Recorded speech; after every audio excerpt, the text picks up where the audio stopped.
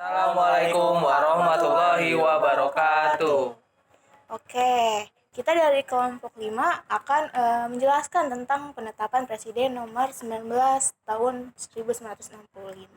Nah, kita di sini ada 3 orang nih. Yang pertama ada saya sendiri, yaitu Sekar Ayu Ningtyas. Saya Muhammad Al-Farabi. Dan saya Muhammad Ridi Jihadi. Oke, nah sebelum kita masuk ke sistem Pancawardana, nah kita harus tahu dulu nih apa latar belakang diterbitkannya penetapan presiden tersebut dan apa sih kondisi politik pada tahun 1965. Oke, benar banget Sekar. Jadi untuk lebih memahami sistem pendidikan Pancawardana, kita harus tahu dulu kondisi politik yang terjadi di tahun 65. Setelah Presiden Soekarno mengeluarkan dekret pada 1959 atas dasar pidatonya penemuan revolusi Indonesia kembali, akhirnya menetapkan garis besar haluan negara yaitu Manipol Usdek atau manifestasi politik dan undang-undang demokrasi.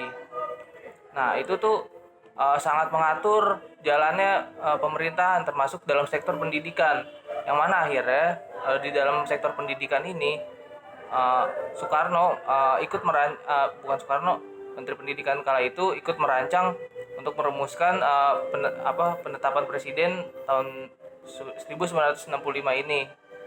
Nah, kala itu ya memang yang kita tahu Soekarno dekat dengan PKI. Akhirnya uh, penetapan undang-undang ini, penetapan presiden ini sering dikaitkan dengan hal-hal yang berbau PKI. Nah, untuk itu mungkin kita harus tahu kenalan juga nih dengan sistem pendidikan Pancawardana itu. Mungkin dari Sekar, silahkan. Oke, selanjutnya dari penetapan presiden tersebut terbitlah sebuah sistem pendidikan, yaitu sistem pendidikan Pancawardana. Nah, sistem pendidikan Pancawardana adalah sebuah konsep pendidikan yang dikembangkan dalam kerangka ideologi Pancasila dan konsep pembangunan nasional Indonesia. Oke, konsep Pancawardana sendiri yang pertama itu ada tentang pertanian, perindustrian, infrastruktur, pendistribusian pendapatan, dan pengembangan sumber daya manusia. Jadi intinya Soekarno itu ingin memajukan Indonesia dengan seisinya gitu.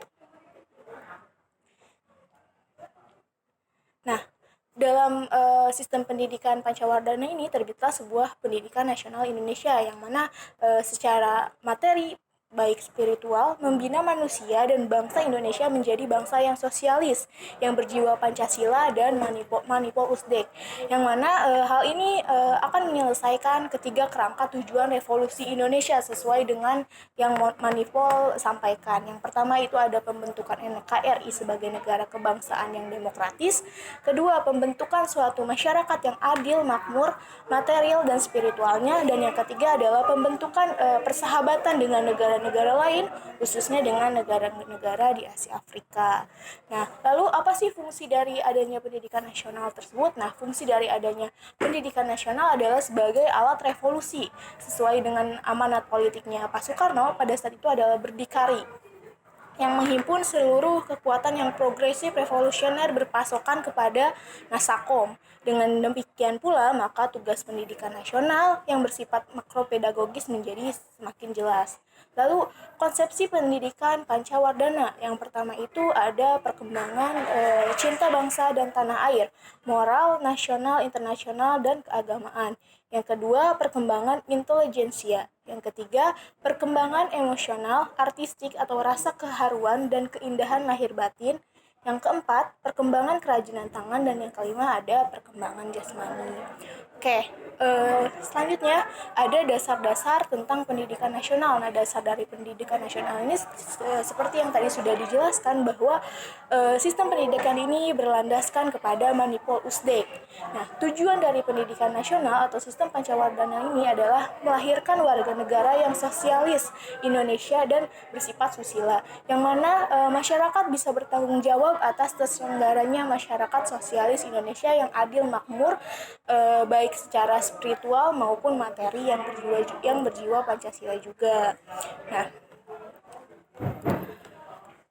tujuan dari pendidikan nasional ini adalah adanya strategi dasar pelaksanaan pendidikan pada taraf revolusi yang nasional demokratis, yang mana harus melahirkan patriot-patriot yang komplit berdasarkan Pancasila Manipul Utsdek dengan segala bentuk penghisapan manusia atas manusia, bangsa atas bangsa, untuk membangun suatu masyarakat sosialis Indonesia yang adil, makmur, serta membangun dunia baru.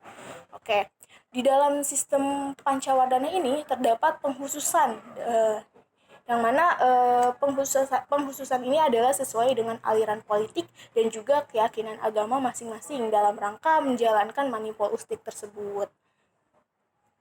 Lalu, penyelenggaraan pendidikan nasional dalam sistem Pancawardana adalah yang pertama adanya lembaga keagamaan, yang kedua adanya organisasi kemasyarakatan, yang ketiga adanya orang tua atau murid, yang keempat adanya bidang dalam hak dan kewajiban dan wewenangnya masing-masing itu menjadi sebuah ikatan kerjasama yang harus harmonis demi tercapainya tujuan pendidikan nasional.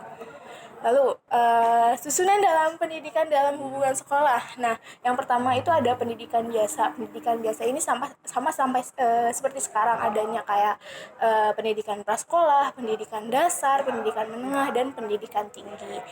Nah, lalu ada juga pendidikan khusus, pendidikan luar biasa, dan pendidikan kemasyarakatan di dalam sistem pendidikan Pancawardana tersebut. Lalu, nah selain tadi di dalam sekolah, ada juga pendidikan di luar sekolah. Nah, kegiatan di luar sekolah ini adalah sebagai bagian dari pencapaian tujuan pendidikan nasional. Nah, pendidikan di luar sekolah dilakukan di lingkungan rumah tangga dan di lingkungan masyarakat.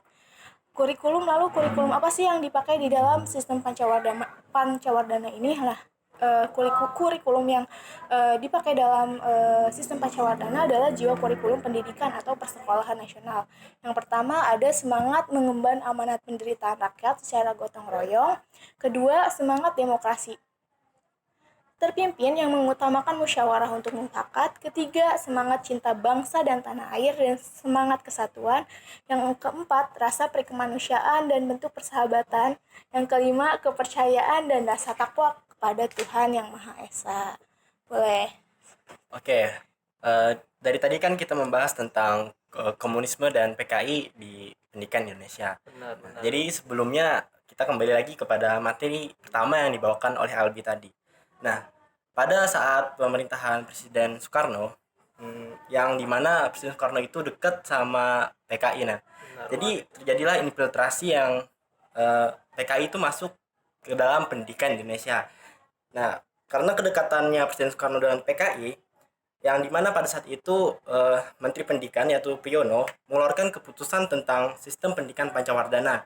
Nah, yang dimana pada saat itu Lembaga Pendidikan Nasional yang berafiliasi dengan PKI memberi rumusan tentang Pancacinta, yaitu pendidikan dalam manipul yang mengharuskan guru terjun dalam kehidupan politik praktis.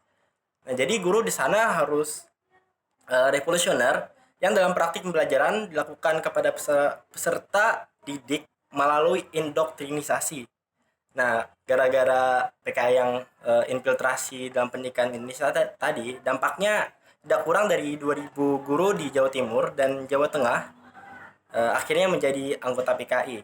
Demikian pula kira-kira 580 orang guru sekolah dasar dari Jawa Barat menjadi anggota PKI juga.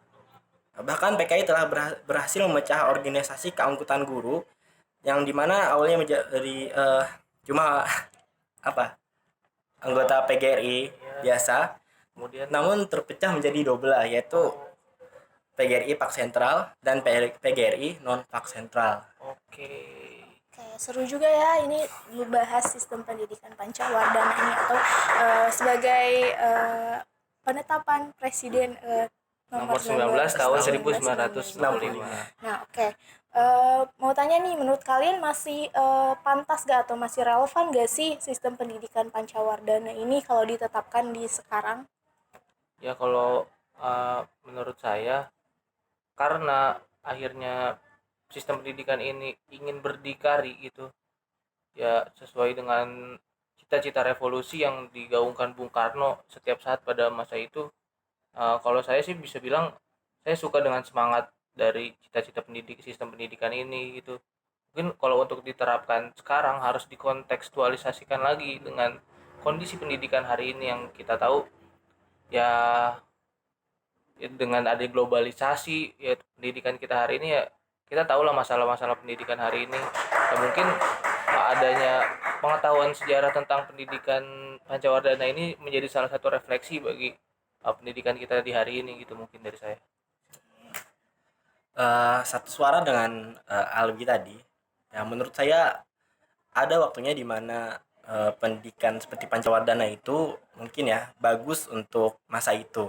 Namun jika mau diterapkan di masa sekarang butuh Iya butuh perlu penyesuaian lagi ulang. dan harus menyesuaikan dengan Konteks Ya. semangat zaman lah ya. ya seperti itu. Oke, selanjutnya pendapat dari saya nih. Menurut saya sistem pendidikan Pancawardana ini sebetulnya bisa-bisa saja diterapkan, tapi ya seperti tadi teman-teman saya yang bilang, teman-teman saya bilang kalau misalkan harus disesuaikan lagi. Nah, bagusnya dari sistem Pancawardana ini adalah adanya pendidikan yang membebaskan anak murid atau peserta didik buat mengikuti pelajaran agamanya masing-masing. Nah, ini tuh pada tahun pertamanya ditetapkan tuh pada sistem Pancawardana ini, dan yang lainnya mungkin kurangnya itu ada penginfiltrasian yang tadi komunisme, mungkin itu bisa dihilangkan dan juga bisa disesuaikan lah dengan zaman sekarang gitu, pendidikan yang modern.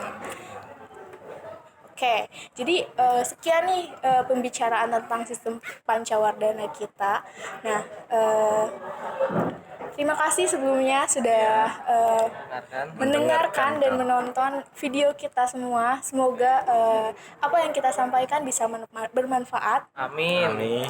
dan Pendidikan Indonesia yang lebih maju menggapai Indonesia Emas 2045. oke. Sekian dari kami. Wassalamualaikum Waalaikumsalam warahmatullahi